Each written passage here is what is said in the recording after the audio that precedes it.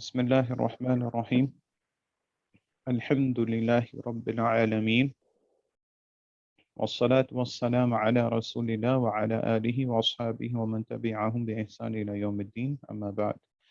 جی الحمدللہ ہماری یہ کچھ مجلسیں چل رہی تھی اجرومیہ کے بعد، جس میں ہم کچھ ضوابط یعنی قاعدے لے رہے ہیں جو کہ خاص طور پہ مبتدئین کے لیے، یعنی جو اس علم میں ابتدا کر لیں ان کے لیے بہت ایک آسانی کا پہلو ہے، ان کے لیے بہت ساری چیزیں سمجھنا آسان ہوگا۔ جس طرح پچھلی مجلس میں ہم نے دو ضرورتیں دیکھ لی تھی، یعنی سب سے پہلی ضرورت کلام کی تقسیم اور دوسری ضرورت معرب و مبنی میں فرق کرنا۔ پھر اس کے بعد ہم نے خط الاعراب بھی دیکھ لیا تھا پچھلی دفعہ۔ خط الاعراب کی ایک طرف وہ تمام چیزیں ہیں جن کا کلام میں کوئی محل نہیں ہوتا، یعنی نہ وہ مرفوع ہوں گے، نہ منصوب، نہ مجرور، نہ مجزوم، ان کا کوئی محل نہیں ہوگا۔ اور دوسری طرف ہم نے اسماء اور فعل مضارع دیکھ لیا تھا جن کا کلام میں محل ہوتا ہے، اور محل ہونے کا مطلب یہ ہے کہ یا تو وہ خود ہی مرفوع ہوں گے، یا تو وہ رفع کے محل میں ہوں گے، یا تو منصوب ہوں گے، یا تو نصب کے محل میں ہوں گے، یعنی جو ساری گفتگو پہلے گزر چکی ہیں۔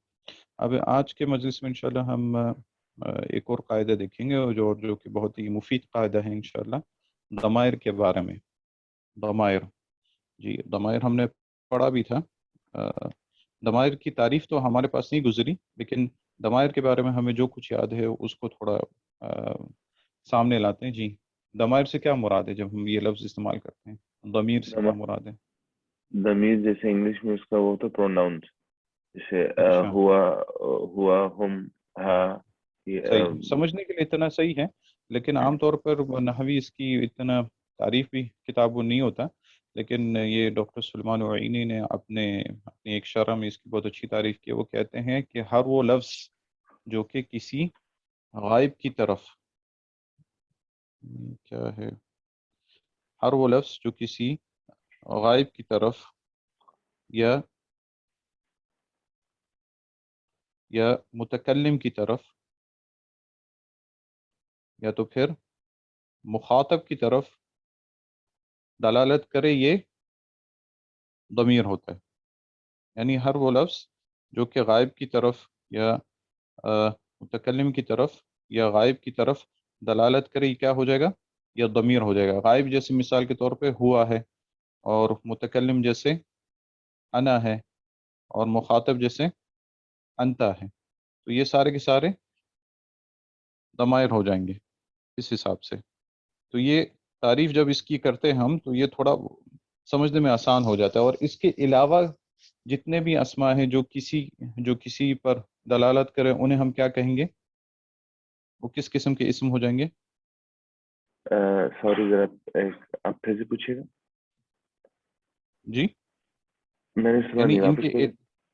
یعنی ان کے علاوہ جو یہ تو ہو گئے ضمائر نا، جو کہ کسی غائب کی طرف دلالت کریں، یا تو متکلم کی طرف یا مخاطب کی طرف، لیکن ان کے علاوہ جو ضمائر ہیں، ان کے علاوہ جو اسم ہیں جو کہ کسی شخص پر دلالت کریں، انہیں ہم کیا کہیں گے؟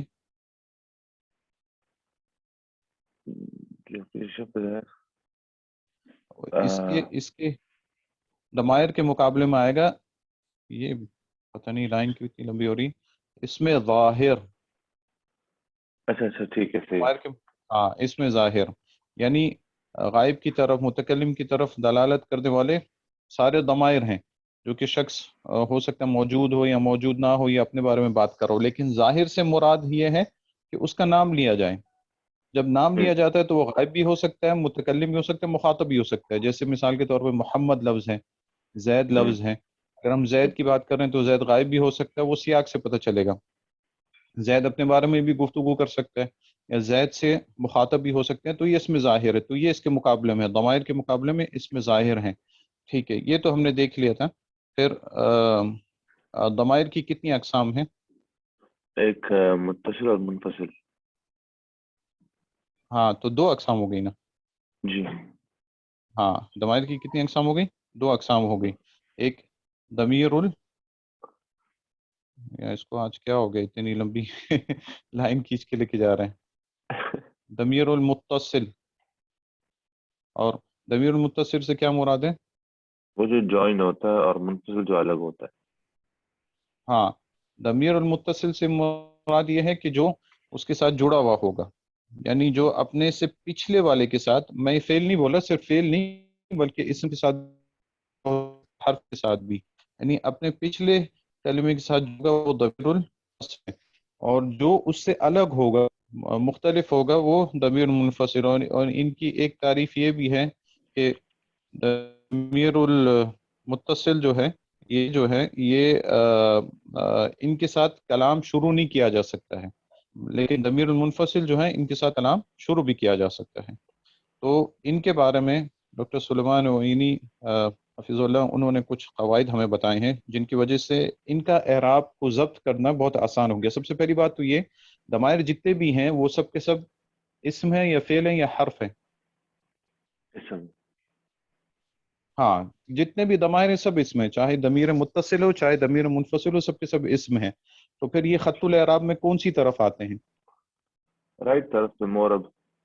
ہاں، یعنی یعنی ان کا اعراب ہے، ان کا محل ہے، لیکن تمام کے تمام ضمائر مبنی ہوں گے، یعنی محل ان کا ہوگا، ہاں، لیکن سب کے سب مبنی ہوں گے۔ ٹھیک ہے، پھر ہم اس قاعدے کی طرف جاتے ہیں جو کہ ڈاکٹر سلیمان عوینی نے بیان کیا ہے۔ وہ کہتے ہیں کہ ضمائر اجمالی طور پر کتنے ہیں؟ 15، 15۔ کتنے ضمائر ہیں؟ 15 ہیں۔ یہ سن کے تھوڑا مجھے بھی شروع میں عجیب لگا کہ 15 کیسے ہیں، ضمائر تو کتنے سارے ہیں، یعنی جو ہم نے سب دیکھا ہوا، ہوا، ہم، لیکن یہ انہوں نے کہا کہ یہ اجمالی طور پہ، اجمالی طور کا مطلب کہ ایک صرف ان کا سمری طور پر 15 ہے، اور ان میں سے جو ہیں 9 متصل ہیں، 9 ضمائر جو ہیں وہ متصلہ ہیں، اور 6 جو ہیں وہ منفصلہ ہیں۔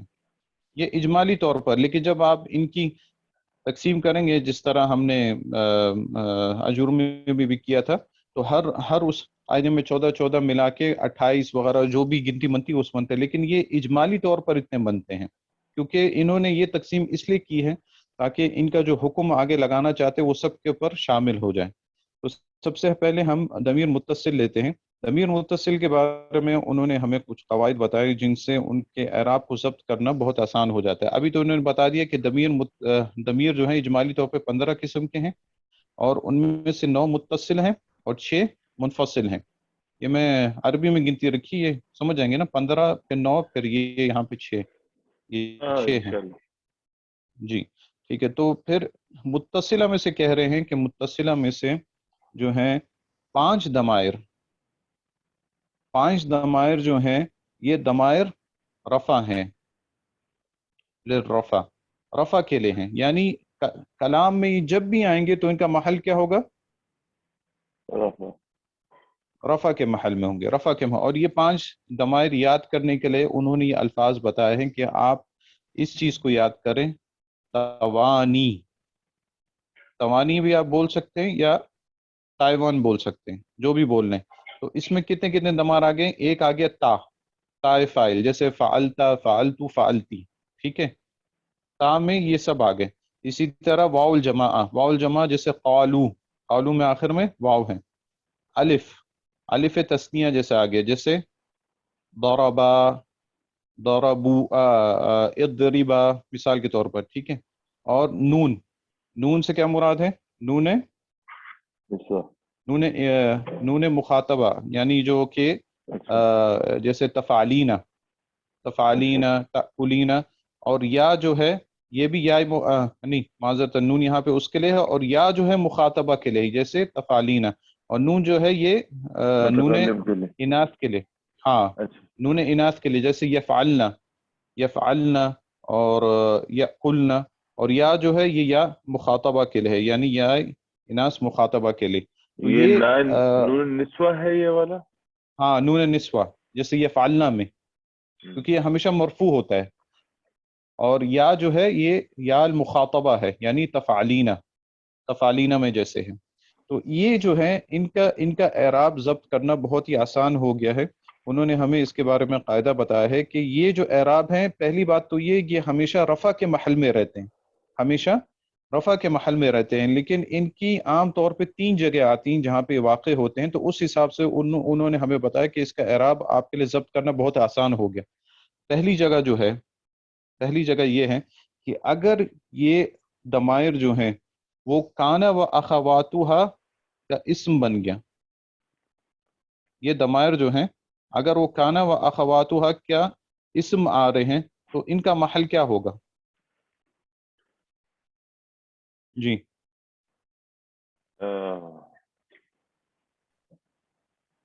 مثال کے طور پر آپ کے پاس تا ہے، کانا و اخواتها کا اگر یہ اسم بنیں گے، جملہ مثال کے پاس آپ کے پاس ہے کنتو مجتہدن،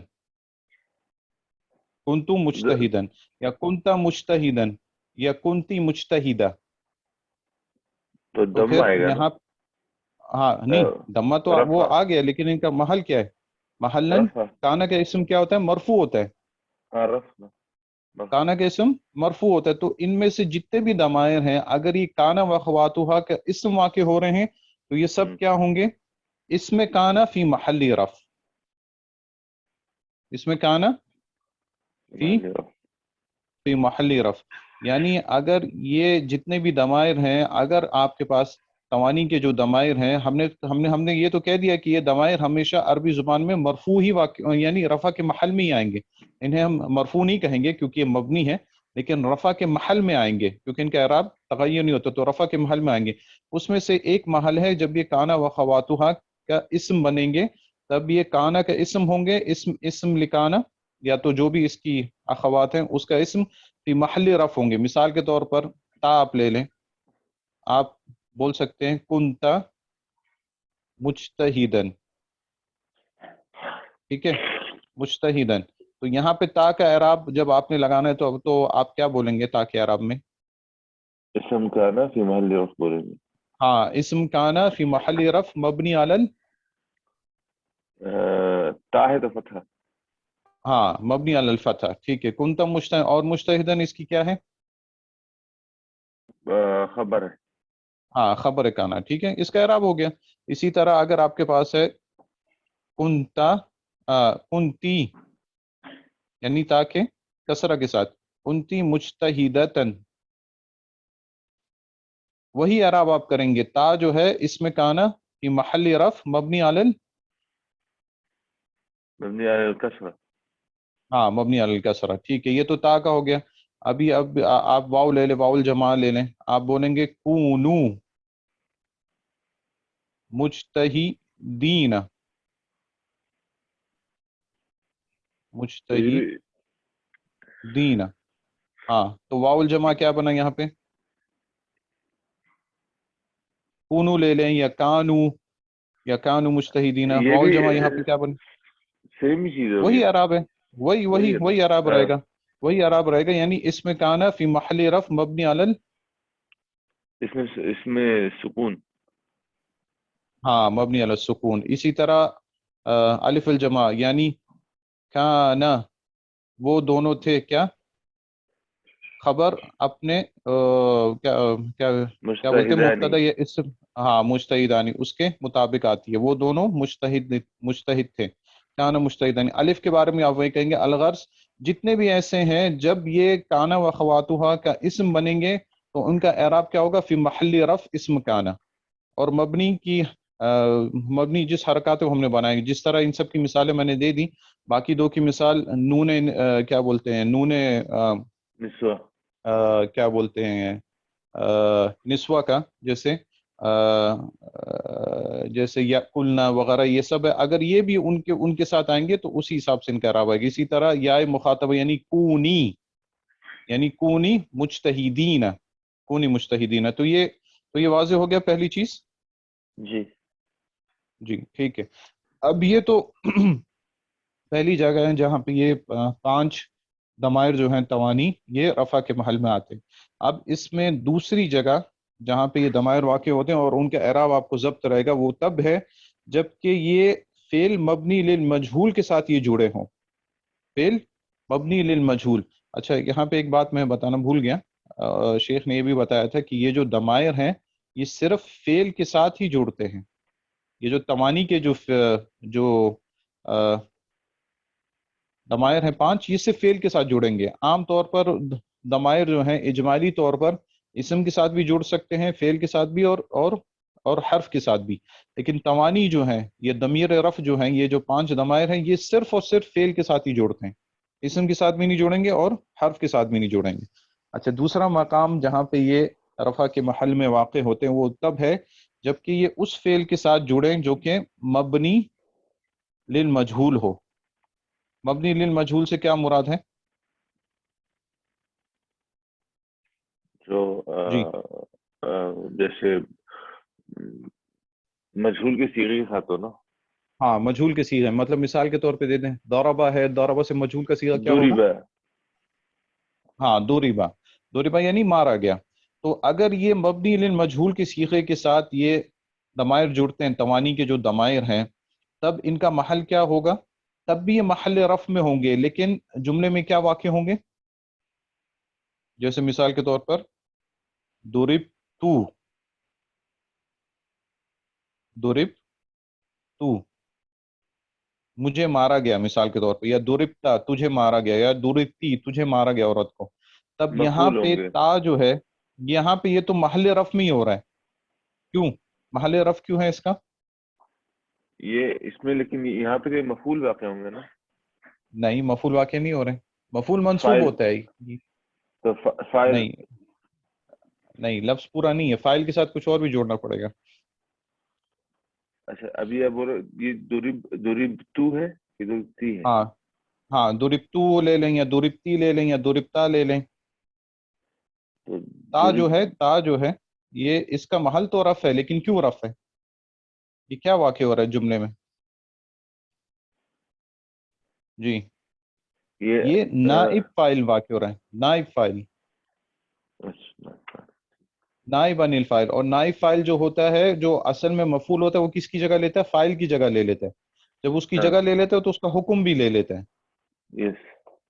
ہاں، تو یہ نائب فاعل جو ہے یہ کیا بن گیا یہاں پہ؟ جی نائف. نائب فاعل محل رفع میں، محل رفع ہے، محل رفع ہے. تو یہ دوسری جگہ ہے جہاں پہ توانی کے ضمائر جو ہیں وہ بھی محل رفع میں ہی رہیں گے. یعنی یہ جو ہے توانی یہ ہمیشہ مرفوع ہی آئیں گے، لیکن الگ الگ جگہوں پر جملے میں ان کی حیثیت الگ ہوگی. جیسے کانا و خاتون میں اس میں کانا ہے لیکن محل رفع ہے، اور مبنی للمجہول کے ساتھ اگر جڑیں گے تب یہ نائب فاعل ہونے کی وجہ سے یہ محل رفع میں ہوں گے.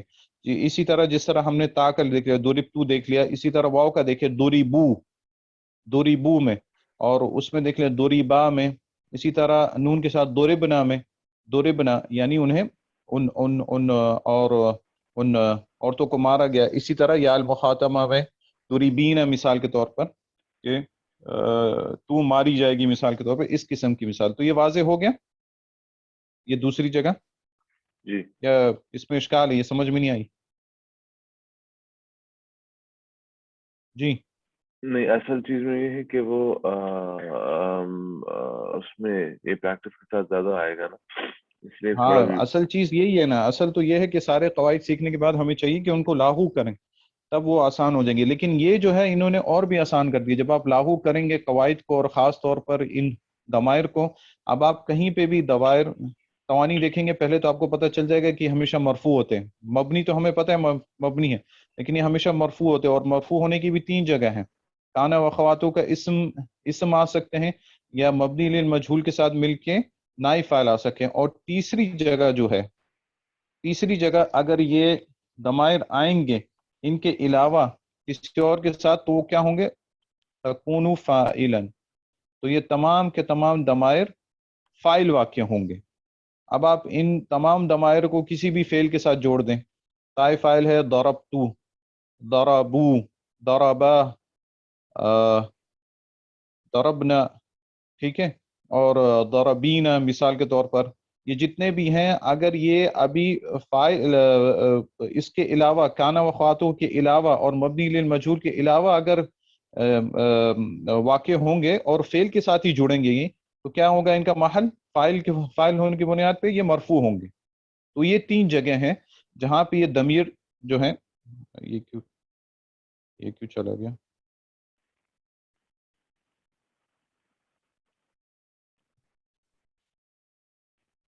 اس میں پتہ نہیں کیا مسئلہ ہے، ایک دم سب کچھ نکل جاتا ہے. خیر انشاءاللہ ریکارڈنگ میں تو آ گیا ہوگا، اس کا تو مسئلہ ہاں نہیں ہے.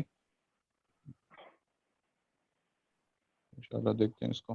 لیکن یہ 3 جگہ ہیں جہاں پہ یہ ضمائر جو ہیں توانی کے جو کہ واقع ہوتے ہیں، اور یہ تینوں جگہوں میں یہ محل رفع میں ہے، لیکن جملے میں ان کی حیثیت مختلف ہو رہی ہے. کانا و اخواتها کے ساتھ یہ محل رفع اور اسم کانا ہے. جب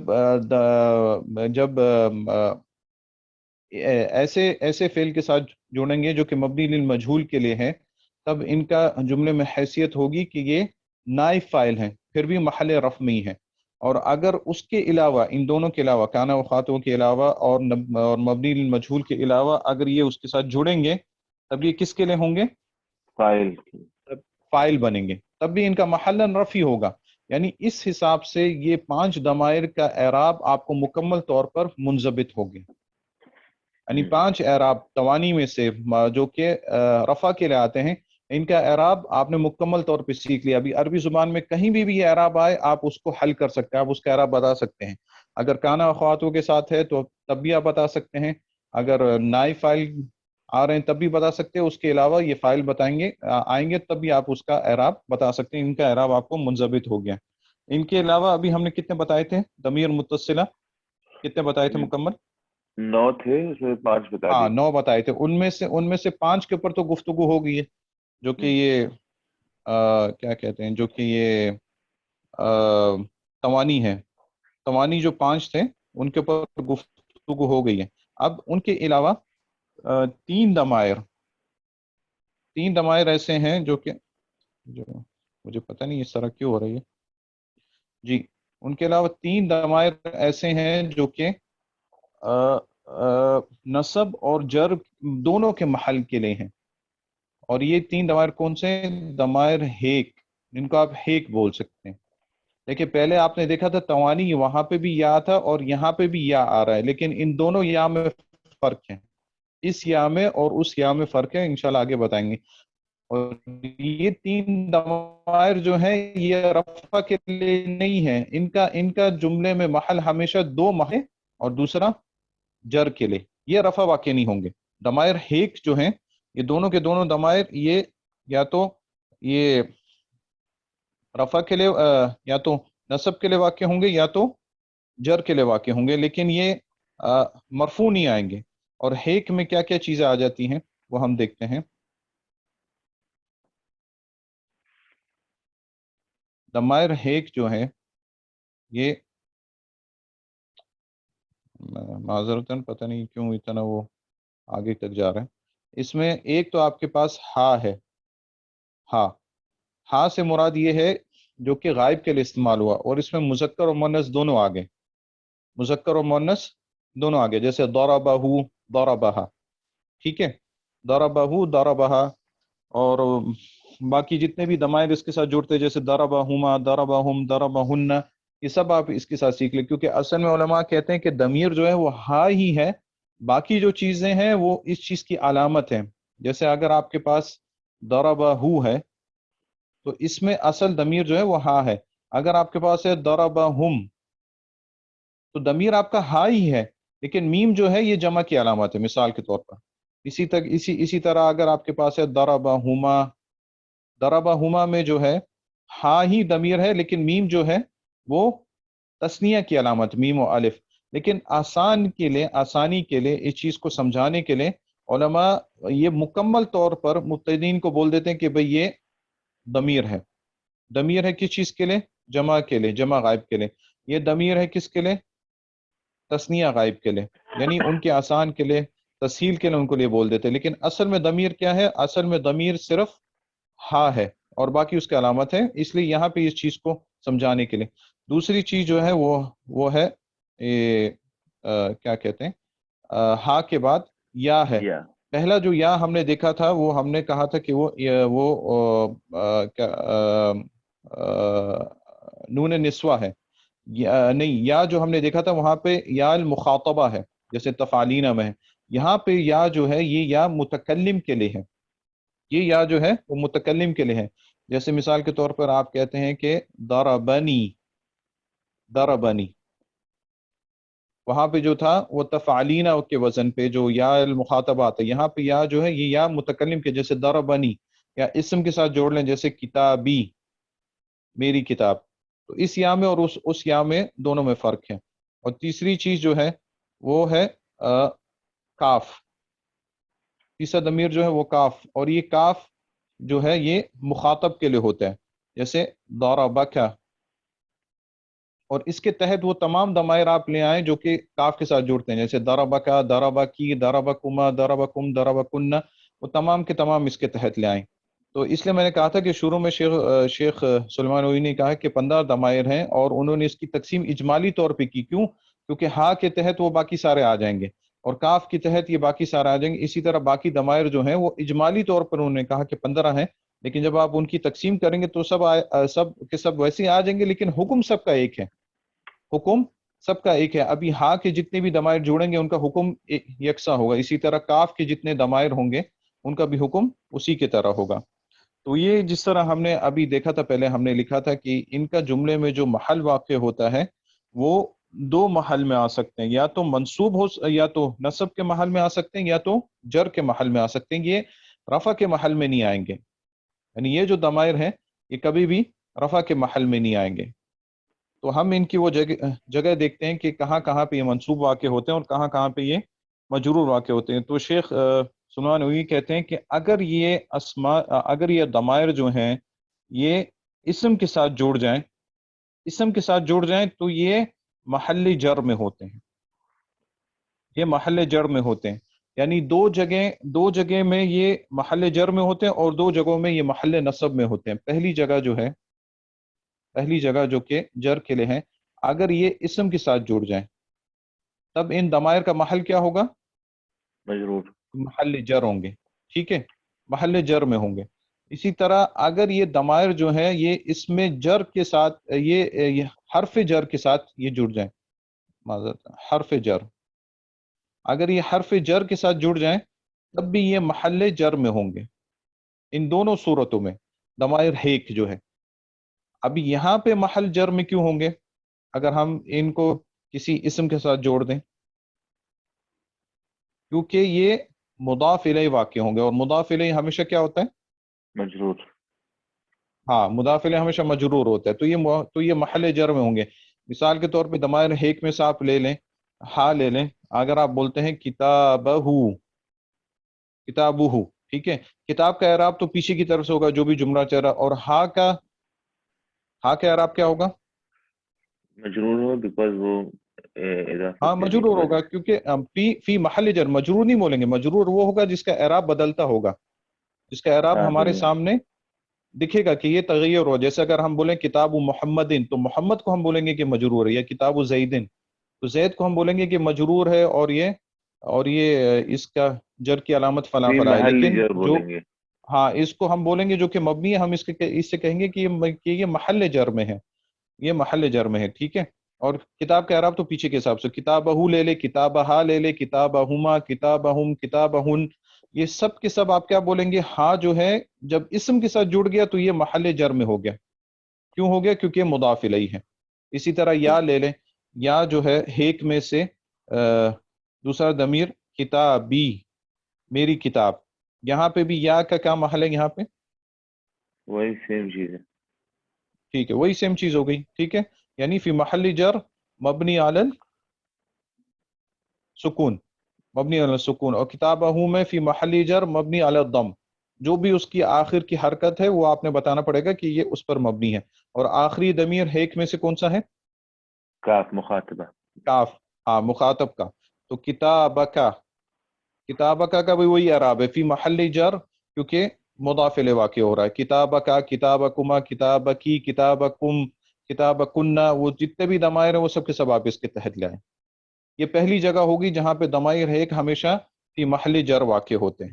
اب دوسری جگہ جہاں پہ یہ محل جر میں آتے ہیں، جب کسی حرف جر کے ساتھ یہ جوڑ جائیں، مثال کے طور پہ من کے ساتھ آپ ان کو جوڑ دیں، من ہو، تو من حرف جر ہے اور اس کے بعد ہا اسم مجرور ہونا چاہیے، لیکن یہاں پہ ہم بولیں گے اسم فی محلی جر، ہاں فی محلی جر، کیونکہ یہ حرف جر کے بار بار، من ہو، منہا، منہما منہنہ مثال کے طور پر، یہ سب کے سب حرف جر. اسی طرح یا کو لے لے منی، منی لے لے مجھ سے لے لے، وہی ہو گیا من کا، من کی، من کما، من کم.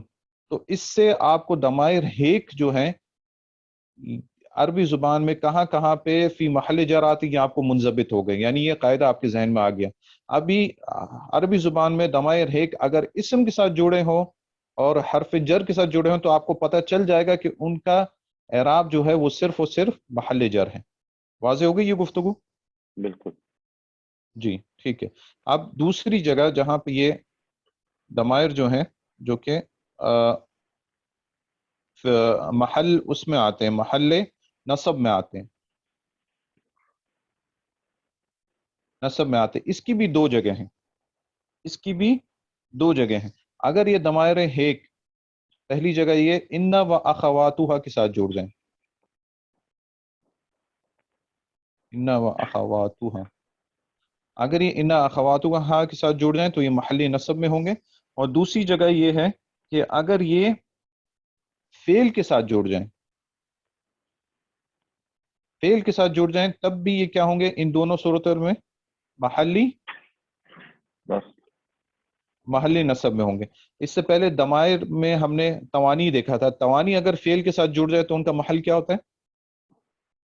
اس کا پھر مبنی ہوتا ہے محل رفع، نائب فاعل کے. ہاں محلی رفع میں ہوتا ہے. لیکن ضمائر ہیک جو ہے اگر یہ فعل کے ساتھ جڑ جائیں تو یہ محل نصب میں ہوں گے. مثال کے طور پر انہو، انہ کے ساتھ اگر جڑ جائیں انہو، تب آپ اس کا اعراب کیسے کریں گے؟ انہ تو حرف ہے جو کہ تاکید کے لیے آتا ہے، اسم کو نصب دیتا ہے اور خبر کو رفع دیتا ہے. ٹھیک ہے. اور ہا کا یہاں پہ اعراب پھر ہم کیا کریں گے؟ ہا یہاں پہ کیا بن رہا ہے؟ یہاں جی مثال کے غائب طور ہے پر نا. انہو قائم. ہاں تو ہا کے اعراب ہم کیا کریں گے؟ یہ تو غائب ہے نا وہ اس کا. نہیں وہ تو ہے، لیکن اس کا اعراب کیا بنے گا؟ یہ محلی نصب بنے گا. ہاں ہا جو ہے ضمیر جو ہے یہ اس میں انہ ہے فی محلی نصب، فی محلی نصب اس میں انہ مبنی علی الضمہ. تو اسی طرح ضمائر ہیک میں جتنے بھی ہیں انہو، انہا، انہما، انہم، انہن، یہ جتنے بھی ہیں جب بھی یہ ان و اخواتها کے ساتھ یہ جڑیں گے تب آپ کو یہ قاعدہ منضبط ہو گیا کہ یہ ہمیشہ اور ہمیشہ ان کیا اسم واقع ہونے کی وجہ سے محل نصب میں ہوں گے، ہمیشہ محل نصب. اس سے پہلے آپ نے دیکھا اگر اسم کے ساتھ جوڑیں گے تو محل جر ہے، حرف جر کے ساتھ جوڑیں گے تو محل جر ہے. ان و خواتوا کے ساتھ اگر یہ جوڑیں گے تو یہ محل نصب میں ہوں گے اور ان کا اعراب آپ کو منضبط ہو گیا. اسی طرح یا جو ہے انی بھی بول سکتے ہیں، اننی بھی بول سکتے ہیں، دونوں جائز. جس طرح ہم نے دیکھا تھا کہ ان و خواتوا میں کے ساتھ آپ جب یا مخاطبہ جوڑتے ہیں تب آپ یہ نون کو حذف بھی کر سکتے ہیں. آپ اننی بھی بول سکتے ہیں اور انی بھی بول سکتے ہیں، دونوں جائز. اور قرآن مجید میں دونوں آتے ہیں یہ اس طرح. اسی طرح کاف ہے انکا، انکا قائم، یا انکی، یا انکما، انکم، یہ سب جتنے بھی ضمائر ہیں جب بھی ان اخواتوں کے ساتھ جڑیں گے تو ڈائریکٹ آپ ان کا اعراب بتا سکتے ہیں کہ محل نصب میں. اسی طرح اگر فعل کے ساتھ یہ جڑیں گے ضمائر ہیک جو ہے، اگر فعل کے ساتھ جڑیں گے تو ان کا محل کیا ہوگا؟ نصب میں ہوگا. جیسے مثال کے طور پہ ضربہ، ضربہ اس کو مارا، ضربہ. تو ہاں کہ یہاں پہ محل کیا بن رہا ہے؟ منصوب، محل منصوب. منصوب نہیں، فی محل نصب. اور محل نصب میں کیوں ہے؟ یہ جملے میں کیا واقع ہو رہا ہے؟ ضربہ جی کیا واقع ہو رہا ہے جملے میں؟ فاعل. نہیں ضربہ، اچھا ہو، اچھا مفعول. فاعل تو ہاں مفعول واقع ہو رہا ہے، اس لیے یہ محل نصب میں ہے. ضربہ اگر اس کی جگہ آپ اس میں جو ہے نا ظاہر لے کے آئیں گے مثال کے طور پہ تو آپ کیا بولیں گے؟ ضربہ زیدن، ضربہ زیدن یا محمدن، تو وہ لے کے آئیں گے. لیکن اسے کہتے ہیں یعنی زیدن یہاں پہ منصوب ہے، یہ منصوب ہے کیونکہ اس کا اعراب تغیر ہو رہا ہے. یہ ہاں جو ہے یہ محل نصب ہے کیونکہ یہ مفعول کی جگہ پہ تو آئے اور مفعول منصوب ہوتا ہے، لیکن یہ اعراب کو قبول نہیں کرتا، اس کا اعراب تغیر نہیں ہوتا ہے، اس لیے اس کو ہم بولیں گے کہ محل نصب ہے۔ اسی طرح ضربہ کے ساتھ آپ باقی ہا کے جتنے بھی ضمائر ان کو آپ جوڑ لیں، ضربہ، ضربہا، ضربہما، ضربہم، ضربہن، سب جوڑ لیں۔ اسی طرح یا کا جو ضمیر ہے یہ بھی محل نصب میں ہوتا ہے، جس طرح مثال کے طور پر آپ بولیں ضربنی، مجھے مارا، ضربنی، تو یا یہاں پہ وہی اعراب ہے جو ضمائر ہیک کا ہم نے اوپر جیسے دیکھا ہے، فی محل نصب، کیوں؟ کیونکہ مفعول واقع ہو رہا ہے، مفعول بھی واقع ہو رہا ہے۔ اسی طرح کاف کا آپ لے لیں، ضربک،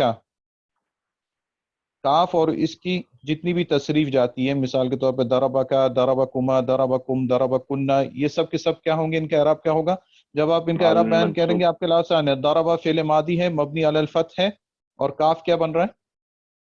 مفعول واقع ہو رہا ہے اور اس کا محل منصوب وہ ہے نصب۔ ہاں، مفعول فی محل نصب مبنی علی الفتح بول لیں، یا اگر کی ہے تو وہ مبنی علی الکسرہ، اور ضربہ کا فعل جو ہے جو ضربہ کا جو فاعل ہے وہ محذوف ہے، چاہے ہوا جو کہ اس کی طرف لوٹتا ہے وہ تو الگ بات ہے، لیکن اس کا اعراب ضمائر ہیک کا آپ کو منضبط ہو گیا۔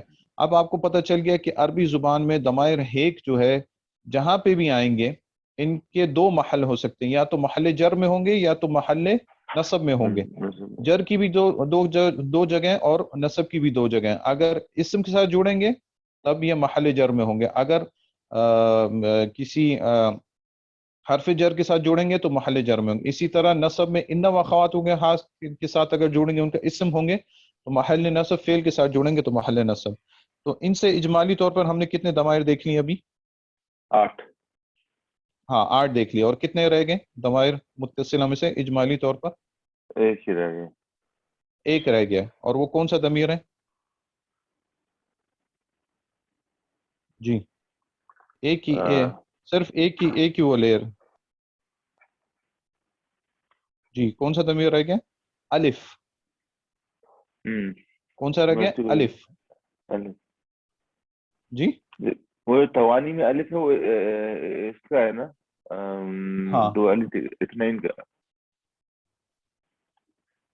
الف رہ گیا اس کے لیے جو کہ متکلم کے لیے ہے، میں اس کو کلاس جس طرح بعد میں نہ، کرتا ہے، نہیں ابھی کافی معذرتاً، لیٹ ہو گیا اچھا بہت۔ اچھا، ہاں یہ صرف ایک ہی ضمیر گیا، معذرت نہیں، الف نہیں ہے یہ، نا ہے، نون اور الف، یعنی جو کہ متکلم کے لیے۔ اس کو انشاءاللہ ہم بعد میں دیکھ لیں گے، کیونکہ اس کے لیے تینوں جگہ آتی ہے، یہ محل رفع میں بھی ہے، محل نصب میں بھی ہے، اور محل جر میں بھی ہے۔